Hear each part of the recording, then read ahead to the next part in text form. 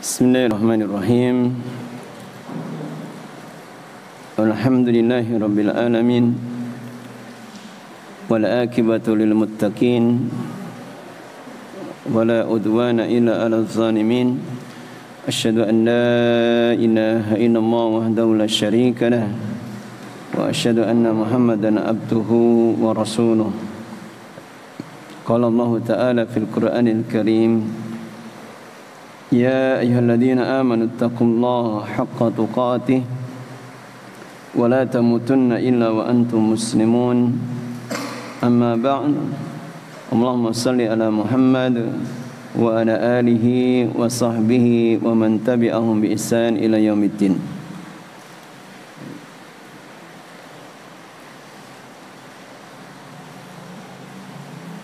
Iqra'il hadis.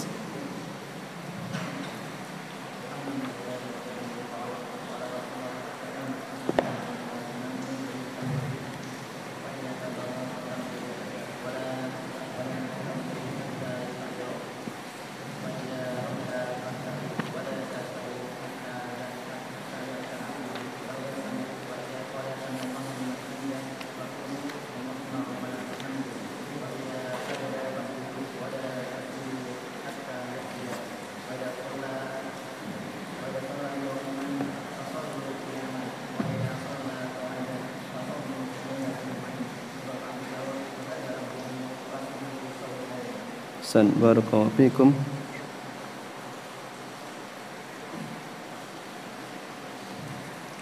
Masuk pada hadis setelahnya. Berkata penulis Al-Imam Ibnu Hajar Al-Asqalani rahimahullah ta'ala, wa an Abi Sa'id Al-Khudri radhiyallahu anna Rasulullah sallallahu alaihi wasallam ra'a fi ashabihi ta'akhuran faqala taqaddamu fa'tammu bi wal ya'tamma bikum man ba'dakum. Rawahu Muslim. Dan dari Abu Sa'id Al-Khudri radhiyallahu bahwasanya Rasulullah sallallahu alaihi wasallam pernah melihat pada sahabat-sahabatnya itu ta'akhuran, yaitu terlambat di dalam melakukan gerakan. Jadi di dalam satu salat Rasul sallallahu alaihi wasallam pernah melihat pada sebagian sahabat-sahabatnya itu ta'akhur, yaitu terlambat melakukan gerakan. Mungkin Rasulullah sudah ruku dan sudah bangkit dari ruku dan mereka belum ruku dan seterusnya. Faqal, maka kemudian Nabi sallallahu alaihi wasallam bersabda, taqaddamu fa'tammu bi, majulah kalian, fa'tammu bi, dan bermakmumlah, artinya ikutilah gerakanku, wal ya'tamma bikum man ba'dakum, dan bermakmumlah atau ikutilah gerakan kalian orang yang setelah kalian. Artinya kalau jamahnya buahnya, maka makmum yang di belakang mengikuti di depannya. Terus demikian. Nah, seperti sholat Idul Fitri, kalau di lapangan di beberapa negara-negara Eropa kita bisa melihat banyak sekali itu, panjang. Maka makmum yang di belakangnya mengikuti gerakan makmum yang di depannya. Baik. Disebutkan di dalam salah satu riwayat hadis bahwa berkaitan dengan bagaimana Rasulullah SAW mengajarkan tata cara solat kepada para sahabat-sahabatnya, maka beliau diberikan salah satu mukjizat. Meskipun beliau solatnya menghadap ke arah depan, tapi Allah memberikan mukjizat kepada beliau bisa melihat sahabat-sahabatnya. Ini mukjizat beliau. Sehingga beliau bisa melihat apa yang dilakukan para sahabat-sahabatnya Dan jika ada kesalahan, maka pasti Allah akan perintahkan untuk membenarkannya. Jika ada kesalahan, maka pasti tidak akan dibiarkan. Kalau itu dibiarkan, maknanya itu bentuk ikrar. Rasulullah membiarkan. Ya, kalau dibiarkan berarti itu maknanya ikrar, Rasulullah membiarkan, dan itu bisa jadi hukumnya menjadi boleh. Akan tapi salah satu dari sisi kesempurnaan dari agama ini, maka ada kaidah di sana, selama Rasulullah masih hidup dan selama masih di masa-masa turunnya wahyu, maka tidak akan pernah sekalipun kesalahan seorang sahabat dalam urusan akidah mereka, dalam urusan ibadah mereka, kecuali apa? Kecuali akan turun wahyu, baik melalui ayat Al-Quran maupun melalui hadis-hadis Rasulullah sallallahu alaihi wasallam. Makanya semisal ada suatu kejadian disebutkan dalam hadis, sahabat mengatakan demikian, kemudian sahabat melakukan demikian, maka selama tidak ada pengingkaran dari sahabat yang lain, maka itu maknanya perkara yang ditetapkan di dalam agama ini, atau diistilahkan dengan takrir. Jadi ada hadis itu imma berupa ucapan Nabi, entah itu perintah, larangan atau kabar. Kemudian imma bisa jadi perbuatan beliau, meskipun nanti akan kita dapatkan penjelasan para ulama bahwa tidak semua perbuatan beliau itu berkonsekuensi hukum untuk umat beliau, tidak semuanya. Kemudian imaba, yang ketiga adalah takrir, artinya beliau membiarkan atau menetapkan bolehnya apa yang dilakukan oleh para sahabat-sahabatnya. Baik. Maka disebutkan di dalam hadis Abu Sa'id Al-Khudri ini, Rasulullah SAW melihat pada sebagian sahabat-sahabatnya itu ta'akhur. Ta'akhur itu bisa bermakna terlambat melakukan gerakan, atau ihtimalnya ta'akhur itu mereka terlambat sholat. Mereka terlambat sholat. Kemudian ada ihtimal lagi mereka sholat itu di bagiannya akhir dari masjid. Mereka sholat di bagian-bagiannya akhir dari masjid. Nah, sehingga hadis ini dijelaskan oleh para ulama, ada beberapa faedah berkaitan dengan hukumnya.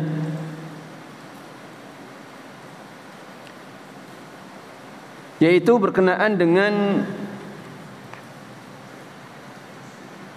hukum solatnya makmum di akhir masjid. Salatul ma'mumina fi muakharatil masjid walam tattasil as-sufufu ilaihim. Bagaimana hukum solatnya para makmum di bagian masjid yang paling belakang, yang tidak bersambung dengan shaf. Paham ini? Jadi misalkan ada, ya kalau di kenyataannya hampir-hampir tidak ada atau tidak dilakukan. Tapi seandainya ada, ini ada imam, ada shaf, kemudian ada makmum yang menyengaja sholat itu di pojok sana. Atau misalkan masjidnya itu luas, dia sengaja sholatnya di bagian akhir dari masjid, artinya tidak bersambung dengan shaf yang paling belakang. Maka disebutkan oleh para ulama bahwa hukum dari sholat seperti ini, itu sholatnya tetap sah akan tapi makruh. Sholatnya tetap sah akan tapi makruh.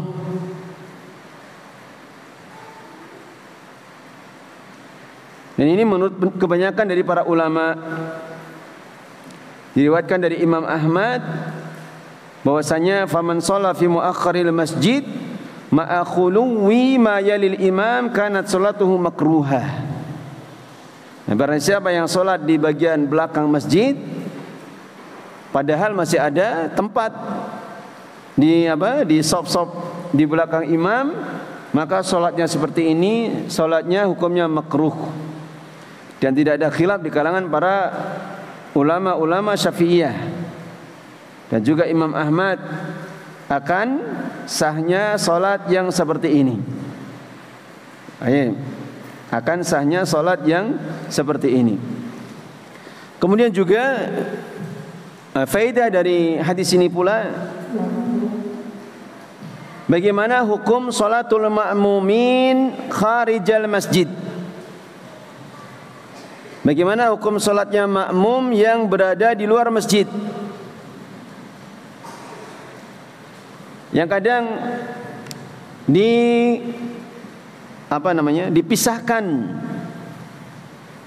dipisahkan oleh tempat-tempat tertentu.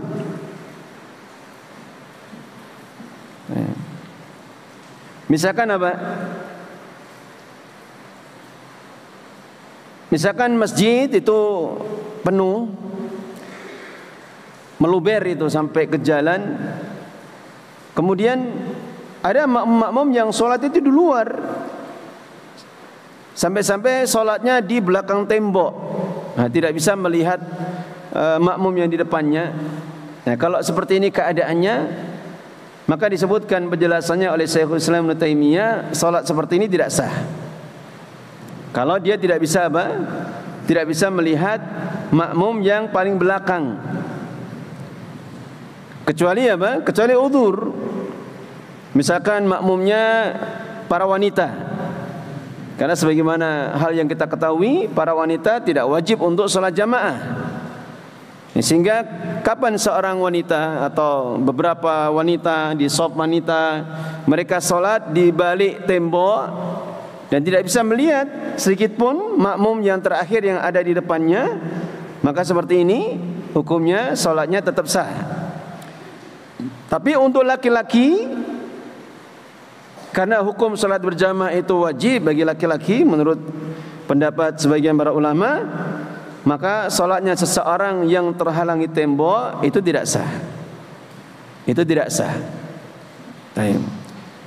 Sebagaimana keadaan masjid-masjid di sebagian negeri-negeri kaum muslimin di Saudi.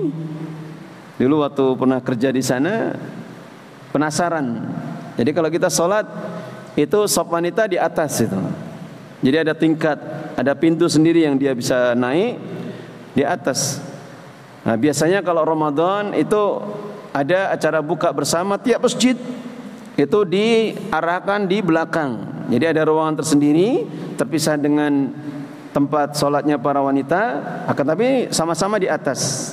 Nah, pada saat itu tidak ada wanita yang ke atas ketika ada acara buka bersama seperti itu. Maka kita melihat sama sekali itu jamaah wanita tidak bisa melihat ke depan karena pakai kaca yang buram itu. Bahkan yang di Markis Syekh Muhammad Al-Imam Hafizahullah Ta'ala itu cuman tembok saja. Jadi masjid besar, nanti di ujung sebelah belakang kiri itu ada bangunan sendiri lagi besar, itu para wanita di sana. Itu tidak bisa melihat sama sekali. Sehingga tidak mengapa kalau untuk jamaah wanita mereka bermakmum cuman mendengar suara saja. Tapi untuk laki-laki tidak boleh. Untuk laki-laki tidak boleh dan sholatnya tidak sah. Kemudian keadaan yang lain, misalkan sholatnya itu di seberang jalan, atau di seberang seberang sungai. Jadi karena banyaknya makmum, kemudian ada jalan raya, kemudian mereka sholat di belakang jalan atau di belakang sungai. Maka seperti ini dikatakan oleh beliau Syekhul Islam Ibnu Taimiyah, sholatnya seperti ini tidak sah. Hanya saja sebagian para ulama yang lain mengatakan sholatnya masih sah selama dia bisa melihat barisan dari shaf makmum yang terakhir. Selama masih bisa melihat gerakan mereka, maka sebagian para ulama mengatakan tetap sah salatnya. Baik. Selama apa? Dia bisa melihat shaf yang terakhir.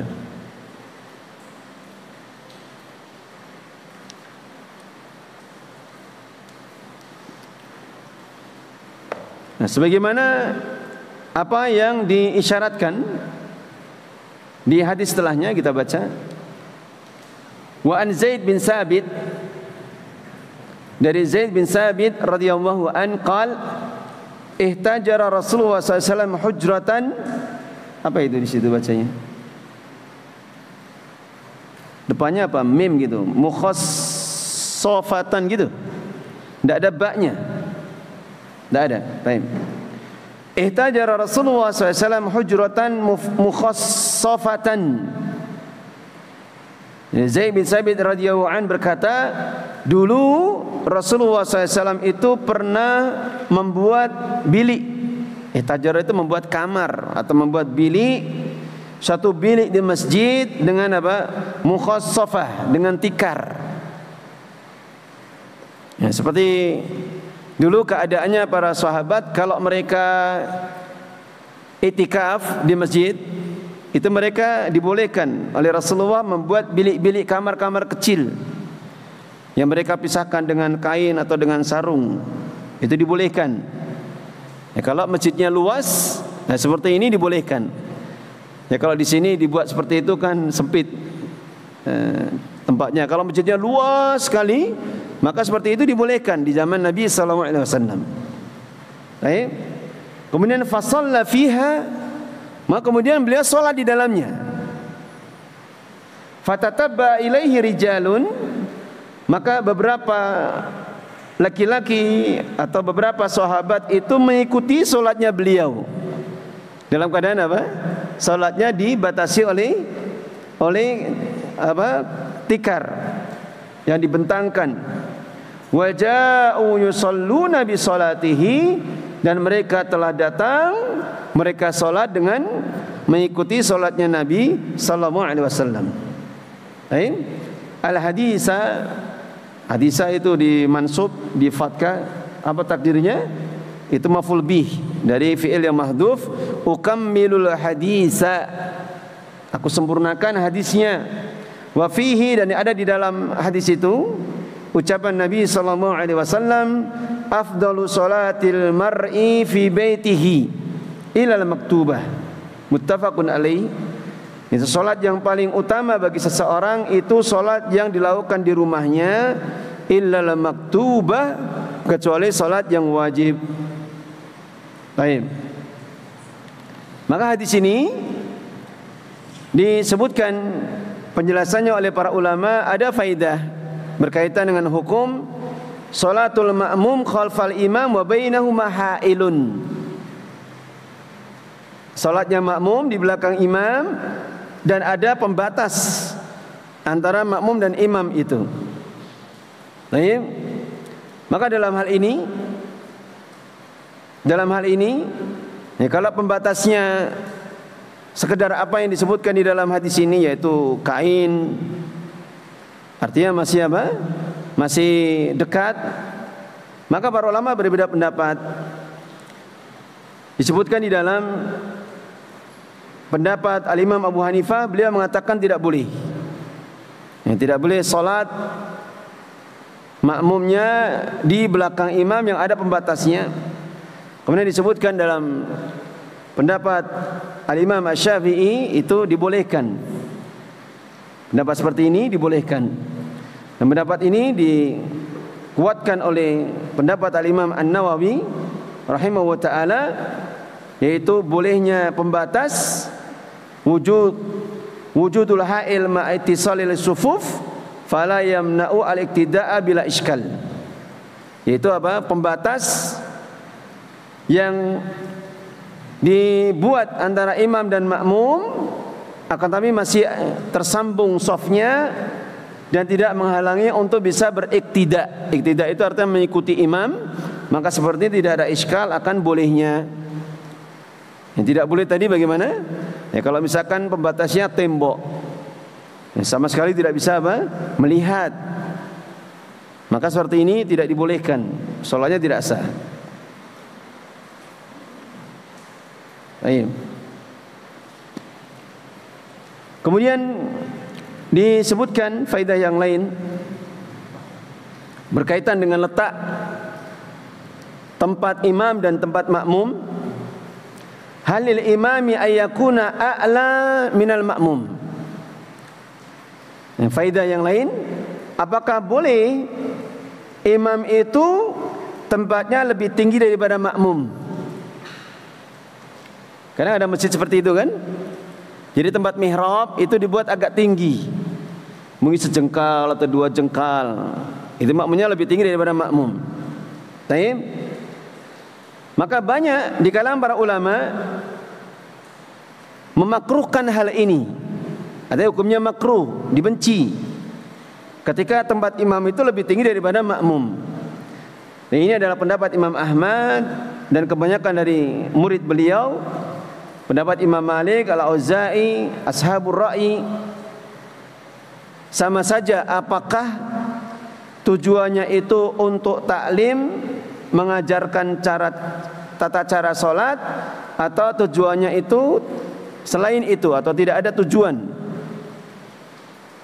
Tapi dia dibuatnya tempat imam itu dibuat lebih tinggi daripada makmum.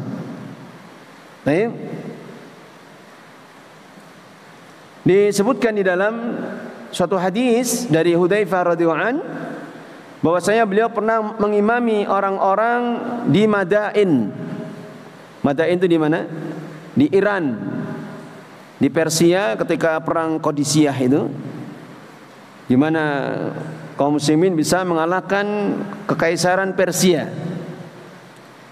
Ala dukanin, itu di atas dukan, di atas dukan itu istilahnya kayak toko. Maka Abu Mas'ud itu memegang apa? Gamisnya. Fajabadahu, dan menariknya. Falamma faragha min salati, maka tatkala sudah selesai, Ibnu Mas'ud berkata kepada Hudzaifah, "Alam ta'lam annahum kanu yunhauna an dzalik?" Bukankah kamu tahu bahwasanya mereka itu dilarang, dulu itu dilarang dari melakukan hal tersebut? Maka kata Hudzaifah, "Qad dzakartu hina madattani." Sungguh aku baru ingat ketika kamu menarik gamisku. Tapi dia sudah terlanjur ke atas dan memulai sholatnya. Dan sanadnya di dalam hadis ini adalah sahih. Baik. Kemudian ada yang mengecualikan, dan ini pendapat Al-Imam Syafi'i dan salah satu dari pendapat Imam Ahmad, bolehnya hal itu dilakukan ketika tujuannya itu untuk taklim. Taklim itu artinya mengajarkan tata cara sholat. Apa dalilnya? Dalilnya dari perbuatan Nabi sallallahu alaihi wasallam.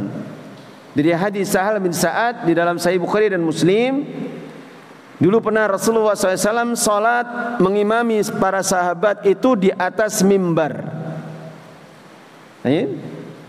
Jadi misalkan mimbar seperti ini, beliau salat di atas mimbar, paling tinggi mungkin diambilnya, biar makmum yang paling belakang itu bisa melihat. Karena tujuannya untuk mengajarkan salat. Dan sebagaimana datang dalam riwayat yang lain, beliau diberikan mukjizat bisa melihat keadaan semua makmum meskipun beliau menghadap ke arah kiblat. Maka kata beliau, "Innama sana'tu dzalika lita'tammu bi." Sesungguhnya aku melakukan ini hanyalah agar kalian bisa mencontoh atau mengikutiku. Walita'lamu salati, dan agar kalian bisa mengetahui salatku. Maka kata innama itu yufidu al-hasr. Jadi artinya Rasulullah melakukan itu karena karena taklim saja, karena untuk mengajarkan saja, bukan bukan untuk dilakukan secara terus menerus. Dan ini pendapat yang dibenarkan oleh sebagian para ulama. Boleh seperti itu kalau tujuannya taklim. Boleh seperti itu kalau tujuannya taklim. Tapi kalau secara umum kaum muslimin itu sudah banyak mengetahui tentang fikih salat, maka ketika tidak ada hajah, tidak ada keperluannya, maka tentunya taklim itu bisa dilakukan di lain waktu. Tapi seperti keadaan tertentu ya. Mungkin pernah antum mendengar di tahun berapa itu, ada sebagian asatid yang berdakwah di daerah Kampung Laut Cilacap sana, yang karena sedikitnya dakwah di sana itu masuk itu misionaris itu. Bahkan di kampung kecil itu ada gerejanya, sehingga banyak di antara mereka yang akhirnya murtad. Ya karena memang asalnya mereka Islamnya juga tidak baik, cuman Islam ikut-ikutan. Lalu sebagian asatid datang ke sana. Datang ke sana. Itu rumahnya Ustadz Abu Ayyub, ya, yang di Salatiga itu. Waktu adiknya menikah, kita alhamdulillah diberi kemudahan untuk bisa ziarah ke sana. Jadi dari mana? Dermaga itu kita naik kapal dulu karena tidak ada jalur darat itu. Naik kapal setengah jam itu ke arah pulau dekat Nusa Kambangan itu. Di sana itu ada gereja. Lalu ketika dakwah sudah masuk, mereka mau diajak kembali kepada agama Islam. Nah, ketika sholat, kebanyakan mereka tidak tahu bagaimana cara sholat. Sehingga ada cerita-cerita lucu pada saat itu. Mereka sholat sambil bicara sama temannya. Mereka sholat bingung mengikuti gerakan imam, ya, sampai salah gerakan sampai nyundul di depannya sampai pada rubuh itu. Itu jadi cerita yang membuat orang-orang itu tertawa. Itu terjadi. Ya kalau seperti ini keadaannya, tidak mengapa, tidak ada salahnya. Misalkan si imamnya sholat di atas mimbarnya.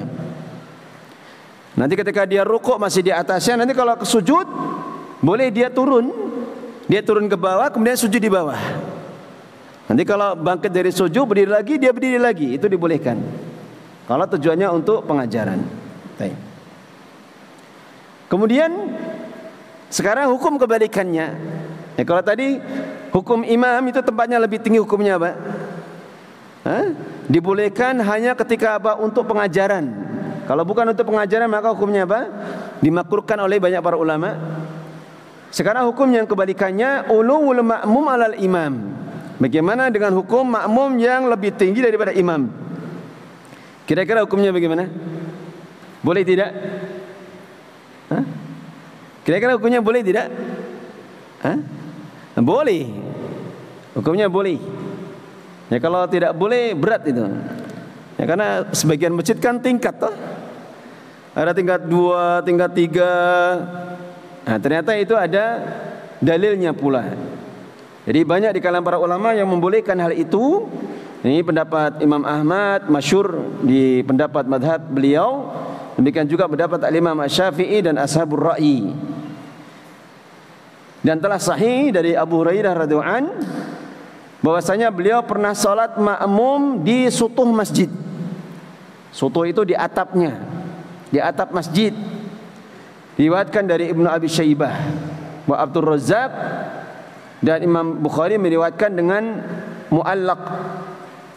Mu'allaq itu artinya terputus salah satu jalur riwayatnya dari Kitabus Shalah. Kemudian pendapat Imam Malik, beliau mengatakan tidak boleh. Kalau Imam Malik mengatakan la tasihu sholatu, tidak sah salatnya jika dia salat Jumat di atas atap masjid. Tapi yang benar dalam masalah ini adalah boleh. Pendapat di dalam ini adalah dibolehkan ketika memang ada hajah. Karena biasanya kalau tidak ada hajah atau keperluan, ya makmum tidak akan menyusahkan dirinya dia untuk sholat di atas. Seperti Masjidil Haram itu ada 4 tingkat berarti.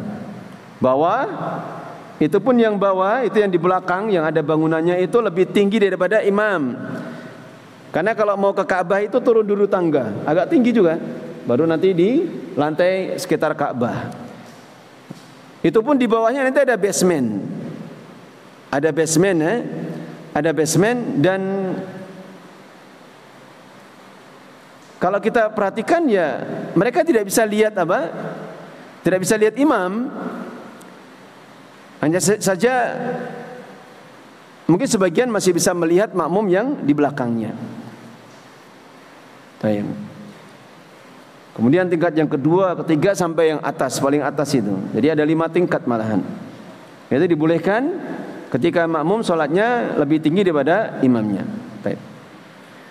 Sekarang kita masuk pada hadis setelahnya. Wa an Jabir radhiyallahu an qala, beliau berkata, shalla Mu'adzun bi ashabihi al-isya fatawwala alaihim. Betul. Mu'adz itu pernah sholat mengimami para sahabat-sahabatnya sholat isya. Dari mana kita memaknai ini beliau Mu'adz itu mengimami? Kalau ada kata sholat kemudian dikaitkan dengan huruf jar ba, bi ashabihi. Baik, itu maknanya apa? Mengimami. Jadi tidak dengan lafaz amma ya ummu, tidak digunakan lafaz itu, tapi digunakan kata sholat tapi dengan kata bi. Jadi mengartikannya Mu'adz pernah sholat mengimami para sahabat-sahabatnya sholat isya. Baik. Dan beliau mengimaminya itu setelah apa? Nah, dalam riwayat yang lain setelah apa? Beliau sholat isyanya bersama Rasulullah. Kemudian pulang ke kampungnya yaitu Bani Salamah, karena sahabat-sahabatnya di sana menunggu. Dan lebih senang diimami oleh Mu'adz bin Jabal, meskipun mereka menunggu bisa jadi semakin malam. Faqala fatawwala alaihim, kemudian Mu'adz bin Jabal itu memanjangkan salat atau memanjangkan bacaan kepada makmum-makmumnya. Faqala an-nabiy sallallahu alaihi wasallam, maka berkata Nabi sallallahu alaihi wasallam ketika ada seseorang yang lapor kepada beliau. Jadi ada seseorang yang karena panjangnya salatnya Mu'adz, kemudian dia beriktizal. Iktizal apa? Mufaraqah. Mufaraqah artinya keluar dari jamaah. Ima dia masih di shaf, kemudian sahabat ini meneruskan sholatnya sendiri, atau dia keluar mengawali sholat yang baru. Baik. Maka ketika Rasulullah SAW mendengar ini, faqala Nabi SAW berkata kepada Mu'adz, dan beliau berkata dengan marah, aturidu an takuna ya Mu'adz fattanan, apakah kamu ingin menjadi orang yang membuat fitnah, tukang pembuat fitnah wahai Mu'adz? Fitnah di sini maknanya apa? Kekacauan, keributan, masalah. Baik. Idza amamtan nas, jika engkau itu mengimami manusia, faqra, maka bacalah bisyamsi wa duhaha. Bacalah apa? Surah Asy-Syams. Wasabbih isma rabbikal a'la, surah Al-A'la. Waqra bismi rabbik, atau surah Al-Alaq. Wal laili idza yaghsha, atau surah Al-Lail. Muttafaqun alaihi wa lafdhu li Muslim. Ayan.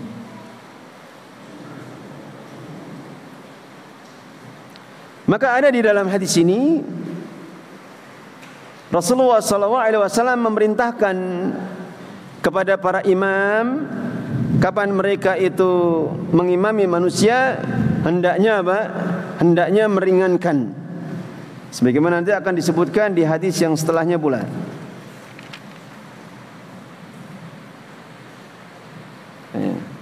Nanti akan disebutkan di dalam hadis setelahnya. Ini tidak urut ini hadisnya. Jadi Rasulullah SAW merintahkan kepada para imam untuk meringankan solatnya. Hanya saja di dalam masalah ini, meringankan di sini bukan maknanya kemudian memperhatikan orang yang paling lemah, atau memperhatikan kemalasan makmum. Ya, seperti kebiasaan kalau sholat tarawih di bulan Ramadan, bukan maknanya melihat makmum yang paling lemah. Ya, kalau makmum yang paling lemah misalkan dia tidak bisa berdiri, dia bisa duduk. atau lebih memperhatikan kepada kemalasan makmum. Tidak. Tapi meringankan di sini kata para ulama adalah meringankan dengan mengikuti kebiasaan Nabi. Meringankan maknanya apa? Mengikuti kebiasaan Nabi sallallahu alaihi wasallam. Jadi apa yang biasa beliau baca ketika sholat, baik sholat subuhnya, duhurnya, asarnya, maghrib atau isyaknya, maka yang namanya meringankan itu dengan melihat kebiasaan Nabi sallallahu alaihi wasallam membacanya. Nah, sehingga tidak boleh kita meringankan karena lebih mengikuti kemalasan makmum, sehingga menjadi kebiasaan. Nanti kalau makmum dibacakan bacaan yang panjang sedikit, mereka protes. Sebagaimana terjadi di banyak masjid. Sebagaimana terjadi di dalam banyak masjid. Tapi mengikuti apa? Apa yang dilakukan Rasulullah SAW ketika beliau mengimami. Ya, kalau seseorang mau sholat sendirian, dia panjangkan semau apa yang dia inginkan. Tapi kalau mengimami manusia, maka hendaknya dia ringankan. Dan batas ringannya itu bermacam-macam.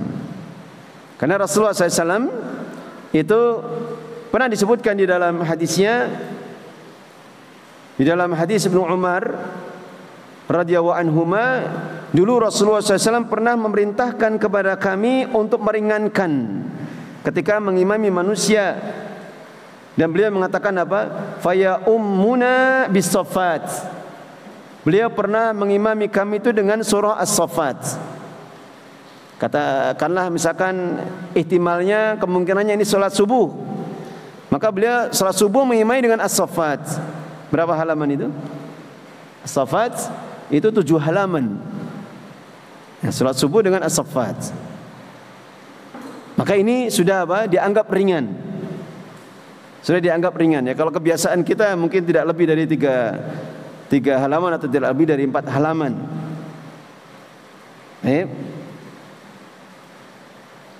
Maka ini sudah dianggap satu hal yang ringan.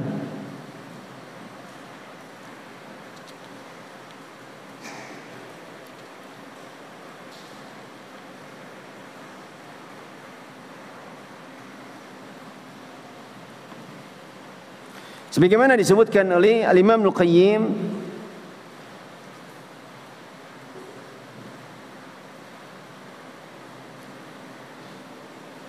dari hadis Anas bin Malik riwayat Imam Bukhari dan Muslim, beliau Anas bin Malik radhiyallahu anhu itu mengatakan, karena Rasulullah sallallahu alaihi wasallam akhaffan nasi salatan fi tamam. Jadi kata Anas bin Malik ini, dulu Rasulullah SAW itu seorang imam yang paling meringankan salat fi tamam, di dalam salat ketika apa? Sempurna, tidak dalam keadaan bersafar. Ya, sehingga kata Imam Al-Qayyim, fatakhfifu amrun nisbi. Yang namanya meringankan itu perkara yang nisbi. Nisbi itu artinya dia berbeda-beda keadaan dan dikaitkan dengan keadaan-keadaan yang tertentu. Yarju ila ma fa'alahun nabi, maka yang namanya meringankan itu kembalinya kepada apa yang biasa dilakukan oleh Nabi sallallahu alaihi wasallam. Kata beliau, bukan maknanya meringankan itu dengan mengikuti syahwat atau kemalasan dari makmum. Tapi meringankan di sini adalah mengikuti kebiasaan Nabi sallallahu alaihi wasallam.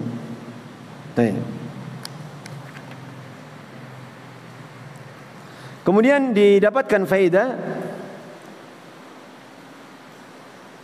di dalam hadis ini, bagaimana hukum i'adatus shalah liya umma ghairahu. Hukum i'adatus shalah, mengulangi salat liya umma ghairahu, untuk mengimami selainnya.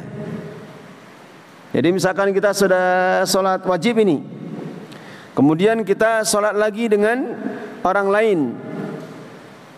Misalkan kita sudah salat jamaah, kemudian kita mau ke masjid tertentu karena ada taklim di sana misalkan. Ternyata di sana belum iqamah. Terus ketika kita disuruh maju untuk mengimami. Seperti apa yang dilakukan oleh sahabat Mu'adz bin Jabal. Maka hukumnya bagaimana? Maka disebutkan di dalam penjelasan Syekhul Islam Ibnu Taimiyah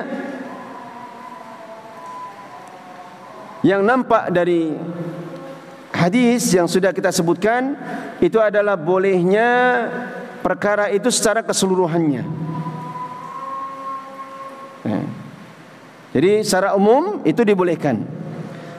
Tapi beliau mengatakan lakin la yang bagi ayusalliya bi ghairihim saniyan illa li hajatin aw maslahah.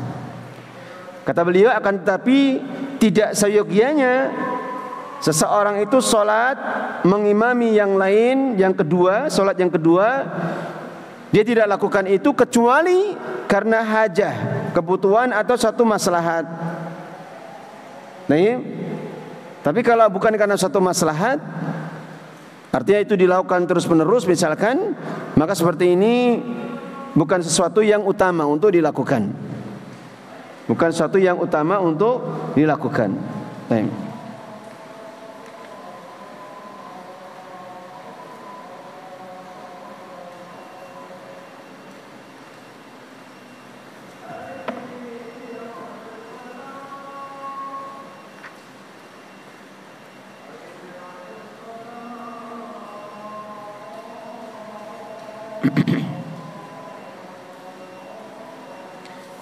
Kita baca satu hadis lagi, yaitu hukum tentang hukum sholati qiyaman khalfa imamin qa'id. Hukum solat dengan berdiri di belakang imam yang duduk. Wa an Aisyah, dari Aisyah radhiyallahu anha, fi qissati salati Rasulillah sallallahu alaihi wasallam bin nasi wa huwa maridun. Dari Aisyah radhiyallahu anha mengenai kisah salatnya Rasulullah SAW mengimami sahabat-sahabatnya ketika beliau sakit. Jadi ketika beliau sakit menjelang wafat beliau, maka beliau memerintahkan Abu Bakar As-Siddiq radhiyallahu anhu untuk mengimami para sahabat-sahabatnya. Dan ini terjadi beberapa hari. Terjadi beberapa hari. Kemudian tatkala Rasulullah merasakan badannya itu enak, dalam keadaan Abu Bakar sudah sholat, sudah bertakbir, maka kemudian disebutkan qalat, berkata Aisyah radhiyallahu anha, fajaa hatta jalasa an yasari Abi Bakar. Maka kemudian Rasulullah itu datang masuk ke masjid sampai beliau duduk di sebelah kirinya Abu Bakar. Yang namanya imam itu di kanan atau di kiri kalau berdua? Di kiri. Berarti beliau menyengaja untuk duduk, sholat duduk di sebelah kirinya Abu Bakar, dan Abu Bakar mengimami para sahabatnya. Paham ini? Fakana yusalli bin nasi jalisan. Maka Rasulullah pada saat itu mengimami manusia atau para sahabat, para makmum itu dalam keadaan duduk. Wa Abu Bakrin qa'iman, sedangkan Abu Bakar itu berdiri. Yaqtadi Abu Bakrin bi salatin Nabi, maka Abu Bakar itu mengikuti atau bermakmum dengan salatnya Nabi. Wa yaqtadin nasu bi salati Abi Bakrin, dan para sahabat itu bermakmum mengikuti salatnya Abu Bakar radhiyallahu anhu. Paham ini? Baik. Maka kalau kita merujuk pada hadis yang sudah berlalu, kata Nabi SAW apa? Innama ju'ilal imau liyutamma bih. Sesungguhnya imam itu diikuti, dijadikan untuk apa? Diikuti. Maka pada lafaz hadis yang terakhir, idza shalla qa'iman fasallu qiyaman. Jika imam solatnya berdiri, maka solatlah kalian dengan berdiri. Wa idza shalla qa'idan fasallu qu'udan ajma'in. Dan jika imamnya itu salat duduk, maka duduklah kalian semuanya. Maka hadis ini itu hadis yang secara asal memerintahkan kita bermakmum dengan imam itu sesuai dengan keadaannya. Ya, kalau imamnya sholatnya berdiri, maka makmum berdiri. Kalau imamnya sholatnya duduk, maka makmum juga sholatnya duduk. Kemudian datang hadis ini, hadis Aisyah. Kalau tadi hadis siapa? Hadis Abu Hurairah. Kemudian hadis ini, hadis Aisyah menceritakan bahwasanya Rasulullah ketika sudah merasakan agak enak badan beliau mungkin karena kangennya dengan para sahabat. Ya, karena dulu sekedar beliau menengokkan kepalanya saja di jendela. Karena rumahnya Aisyah itu pinggirnya Masjid Nabawi persis. Ya, sekarang menjadi tempat makamnya Nabi. Itu sekedar beliau menengokkan kepala ke jendela, melihat para sahabat itu pada menangis. Karena apa? Karena kangennya mereka kepada Rasulullah, tidak pernah melihat Rasulullah beberapa hari. Dan Rasulullah juga merasakan kerinduan melihat para sahabat-sahabatnya. Maka ketika beliau merasakan tubuhnya sudah mulai enak, dalam keadaan Abu Bakar sudah takbiratul ihram, maka beliau masuk ke apa? Ke shaf, duduk di sebelah kirinya Abu Bakar. Artinya beliau sholatnya dengan mengimami Abu Bakar. Ya, sehingga nanti akan ada fikih bagaimana hukumnya. Meskipun kalau di zaman sekarang mungkin tidak ma'ruf ya, karena ada sisi-sisi yang berbeda jauh dengan keadaan di zaman Rasulullah masih hidup. Bolehkah misalkan ada makmum, ada imam, dia datang terlambat, kemudian dia menyengaja sholat di depan untuk jadi imam, padahal dia sudah tertinggal 1 rakaat misalkan. Maka dijelaskan oleh para ulama. Tapi seperti ini, kata para ulama, tidak seyogyanya dilakukan. Karena apa? Karena keadaan hati manusia sudah berbeda. Khawatirnya dianggap sebagai sikap atau perbuatan yang apa istilahnya? Ada padanya itu kesombongan dan ketinggi hatian. Tidak mau jadi makmum, maunya jadi imam terus. Nah, ini kan dihindari. Meskipun secara fikihnya boleh. Semisal ada seorang ulama yang betul-betul dimuliakan, dan imam yang di depan pun seandainya datang imam yang utama, seorang ulama seperti ini, dia akan ridho untuk untuk mundur ke belakang. Maka seperti ini dibolehkan. Tapi kalau tidak ada keadaan seperti itu, maka kata para ulama seperti ini seyogyanya tidak dilakukan. Baik. Maka disebutkan di dalam hadis ini bahwa hadis Aisyah itu seakan-akan menyelisihi hadis Abu Hurairah yang kita baca di dalam kajian kita yang lalu. Sehingga sebagian para ulama itu berselisih pendapat, berbeda pendapat di dalam masalah ini. Apakah hadis yang pertama dari hadis Abu Hurairah itu hadis yang dinasakh, artinya dihapuskan hukumnya sehingga dibolehkan makmum untuk menyelisihi keadaan imam yang sholat duduk sehingga makmumnya berdiri, atau dua hadis yang bertentangan ini bisa dijamak? Dijamak maknanya apa? Dikumpulkan untuk diamalkan kedua-duanya. Maka disinilah letak perbedaan pendapat di kalangan para ulama.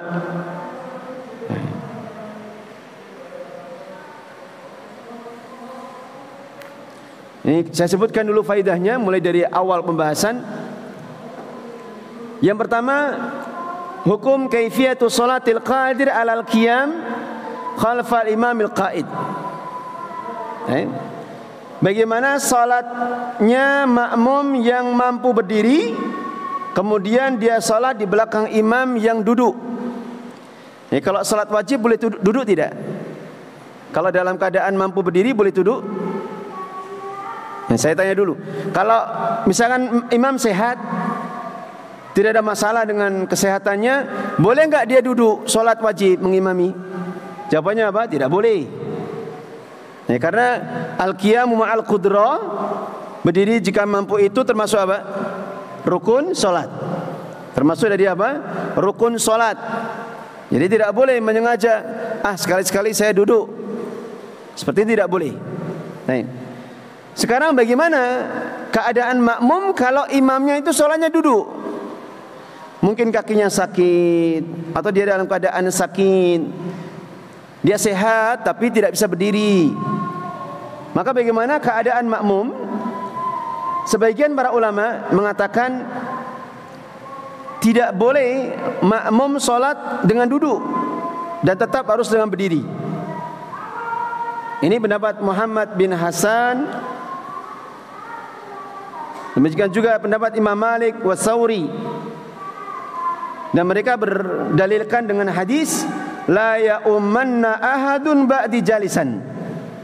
Janganlah ada seorang pun yang mengimami setelahku dalam keadaan duduk. Tapi di dalam isnadnya ada Jabir al-Ju'fi wa huwa kadzdzab, dituduh sebagai senang mendustakan hadis. Di sini sama sekali tidak bisa hujah. Baik.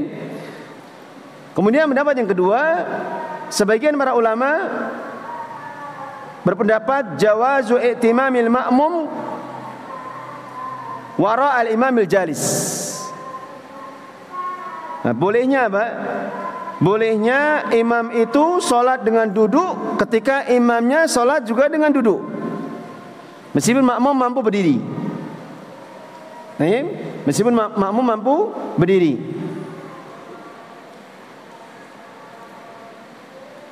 Sebagian mengatakan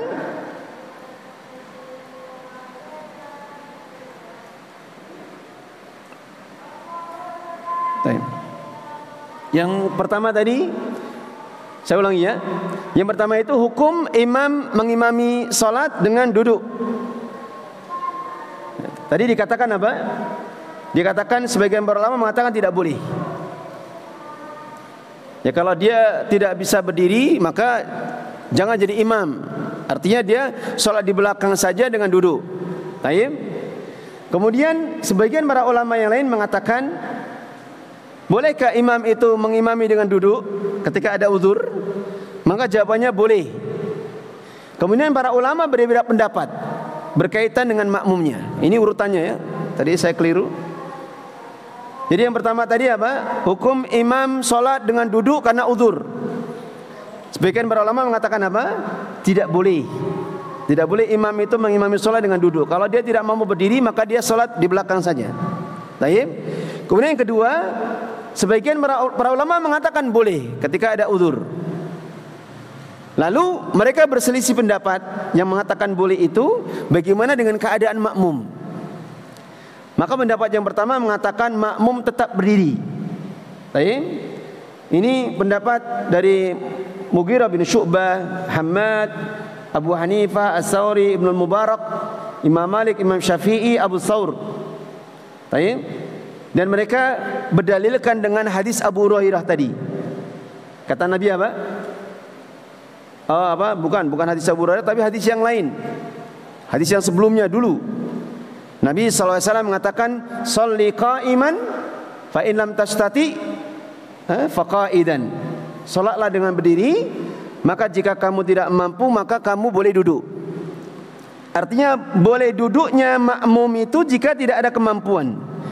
Kalau makmum mampu, maka makmum harus tetap solat dengan berdiri meskipun imamnya dengan duduk. Paham ini? Baik.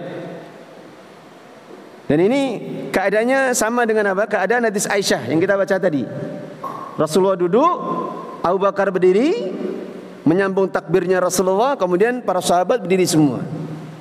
Kemudian pendapat yang kedua, makmum duduk solatnya dengan duduk.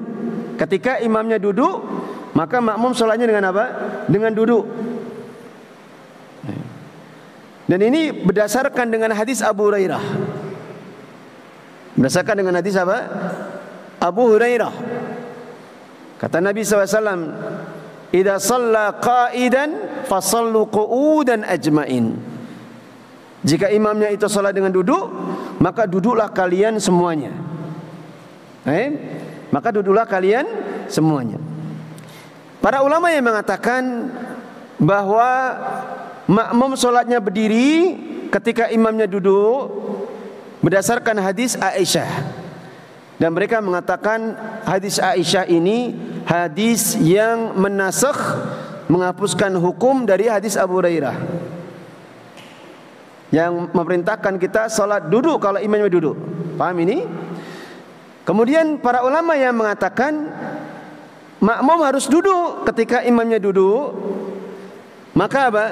Mengatakan bahwa hadis Aisyah itu hadis yang khusus keadaannya dengan keadaan Rasulullah pada saat itu.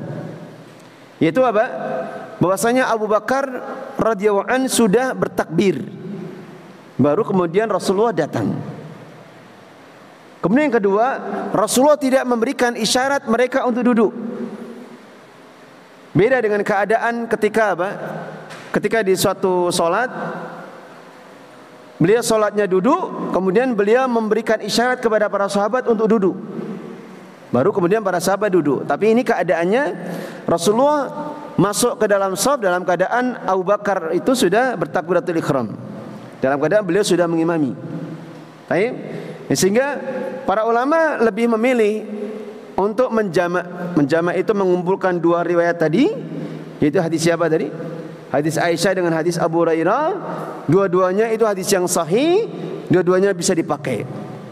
Artinya keadaan hadis Aisyah itu keadaan khusus ketika Rasulullah dalam keadaan masuk ke dalam solat sebagai imam, sudah solatnya sudah ditegakkan. Faham ini?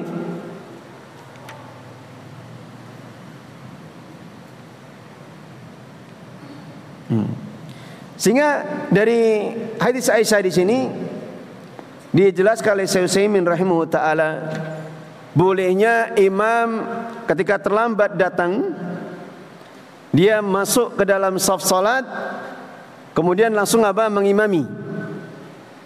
Dan imam yang satunya itu yang sudah mengimami dulu itu apa?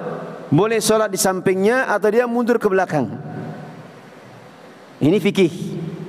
Meskipun kalau keadaan sekarang seyogianya sebaiknya tidak dilakukan, karena keadaan manusia sudah berbeda. Ya kalau dulu zamannya Rasulullah, mereka para sahabat tidak ada yang tidak suka ketika Rasulullah tiba-tiba datang mengimami dalam keadaan beliau terlambat sholat. Tapi ini kalau kita bicara tentang fikih, seperti itu dibolehkan, karena Rasulullah SAW melakukan. Dan ketika tidak ada satu dalil yang mengkhususkan bahwasanya hadis Abu Hurairah, hadis Aisyah ini adalah hadis yang khusus untuk beliau, maka maknanya ini fikih yang berlaku untuk umat beliau. Hanya saja apa? Kalau keadaan sekarang ya sebaiknya tidak dilakukan, karena belum tentu makmum itu faham tentang hadis ini. Rata-rata apa? Mereka tidak pernah mendengar malahan. Ini ada imam yang terlambat sholat, dia langsung maju ke depan. Dia di sampingnya imam, kemudian dia mengimami. Nanti orang akan bilang, ini orang angkuh sekali. Dia tidak mau makmum. Sekali-sekali makmum tidak apa-apa harusnya. Nah, ini sebaiknya jangan dilakukan, karena keadaan makmum itu berbeda. Apalagi di masjid-masjid umum. Nah, ini keadaannya berbeda. Sebaiknya dia sholat di belakang saja. Tapi seandainya itu dilakukan, boleh tidak? Dibolehkan. Ya, cuman tidak semuanya namanya sunnah itu apa? Boleh ditegakkan. Bahkan kalau sunnah ditegakkan kok malah menimbulkan fitnah, maka datang ucapan dari Syekh Fauzan hafizahullah taala, dia bukannya mendapatkan pahala, malah bisa jadi mendapatkan dosa. Kalau sunnah yang kebanyakan ditinggalkan oleh kaum muslimin kemudian dihidupkan, tapi malah menimbulkan fitnah, bukan mendapatkan apa? Pahala, tapi malah mendapatkan apa? Dosa. Contohnya apa selain ini? Hasan. Contohnya apa? Salat memakai apa? Sandal.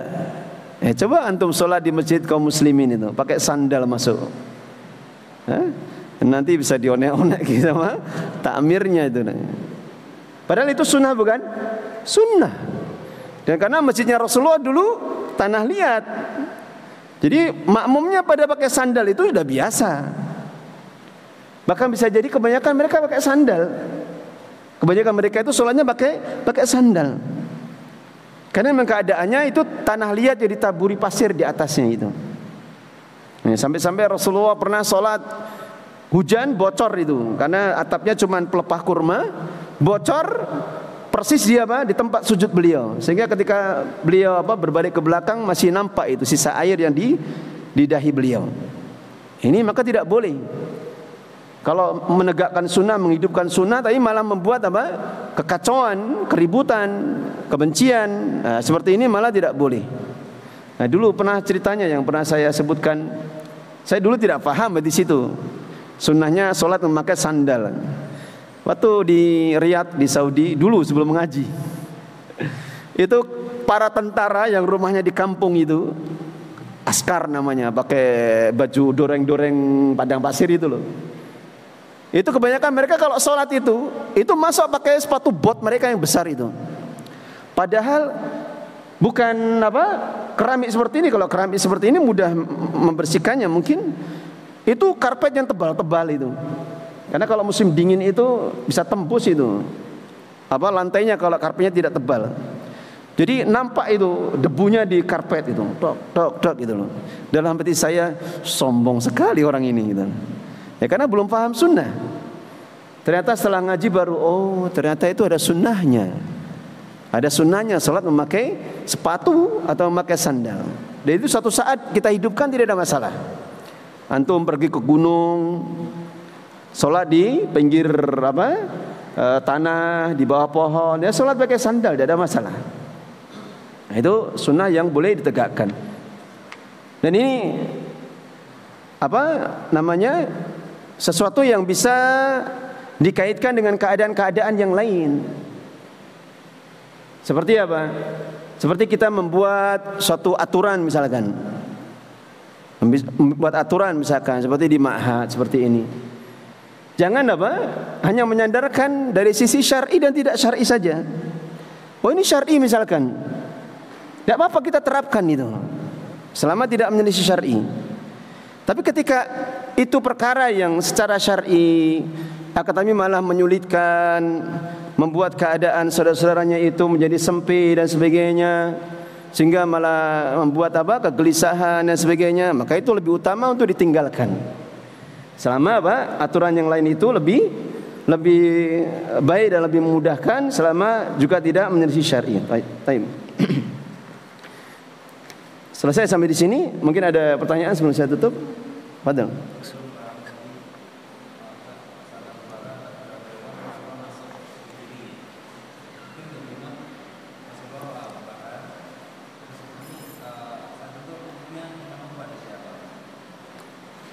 Pada saat itu di hadisnya disebutkan, yaqtadi Abu Bakar bi sholatin Nabi.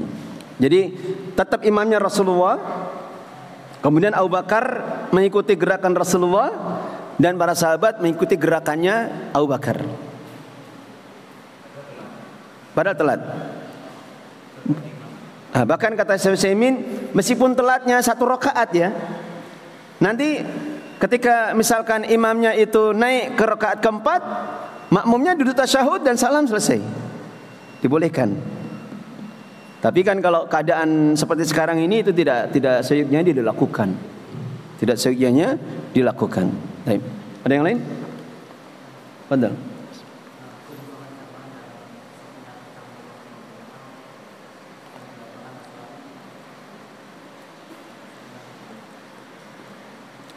Apakah itu membatalkan sholat atau tidak ya? Kalau itu dikatakan hal yang salah kemudian mengurangi pahala sholat, iya. Tapi apakah itu sampai membatalkan sholat, saya tidak tahu. Kan itu kadang terjadi ya kalau sholat id di lapangan Simpang 5 itu dah. Katanya ada yang pernah sholat di sana, itu sudah kacau itu sudah. Karena susah mengaturnya, sehingga satu keluarga sudah bikin shop sendiri. Satu keluarga bikin shop sendiri, ya, dia istrinya, anak-anaknya campur sudah. Ya kalau di sholat wajib hampir-hampir tidak ada. Kalau sholat id sendiri kan para ulama berbeda pendapat. Ada yang mengatakan wajib, tapi bukan fardu, ya, bukan fardu. Ada yang mengatakan wajib, ada yang mengatakan sunnah muakkad. Tapi berkaitan dengan apakah itu sah sholatnya atau tidak, saya tidak tahu. Mungkin ada penjelasan para ulama, saya belum pernah mendengarnya. Kalau di Masjidil Haram itu nyampur bergerombol. Artinya tidak bisa dibuat shaf, laki-laki di depan semua, kemudian wanita di belakang shaf, tidak bisa. Jadi misalkan di sekitar Ka'bah, ini Ka'bah, kemudian sekelilingnya itu wanita dibikin tempat sendiri, lokalisir di sebelah sini. Dibuat sendiri, yang lainnya itu laki-laki. Tapi di belakangnya laki-laki. Nah, di belakangnya itu agak naik, dia naik tangga dulu. Itu shaf di belakangnya laki-laki. Atau kalau yang di Ka'bah itu apa? Di belakangnya itu tempat mas'a untuk sa'i. Tidak ada jamaah. Tapi yang atasnya lagi itu laki-laki. Tidak ada. Itu keadaan di sana seperti itu. Ada yang lain? Cukup ya? Kita cukupkan, semoga bermanfaat. Akhiru da'wana walhamdulillahirabbil alamin. Subhanaka Allahumma bihamdika asyhadu an la ilaha illa anta astaghfiruka wa atubu ilaik.